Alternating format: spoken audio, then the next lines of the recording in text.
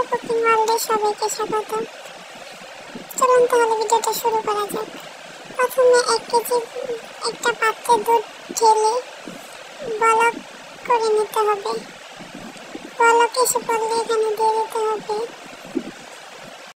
সামান্য পরিমাণে লবণ এবং এরপর দিয়ে দিতে হবে ধুয়ে রাখা সেমাই। সেমাই কেউ ঘন খেতে চাইলে একটু বেশি বা কম বাড়িয়ে কমিয়ে দিতে পারে। এরপরে এখানে দিয়ে দিতে হবে গুঁড়া দুধ। 1 কাপ গুঁড়া দুধে অল্প একটু পানি দিয়ে মিক্স করে ভালো করে তারপর সেমাইটা সিদ্ধ হয়ে আসলে দিয়ে দিতে হবে যাতে ঘনত্বটা বাড়ে এবং স্বাদটাও বাড়ে। এরপর এখানে দিয়ে দিতে হবে চিনি, সাথে দিয়ে দিতে হবে কিশমিশ এবং বাদাম। তারপরে নামিয়ে ঠান্ডা করে এটা বাটিতে ঢেলে তারপরে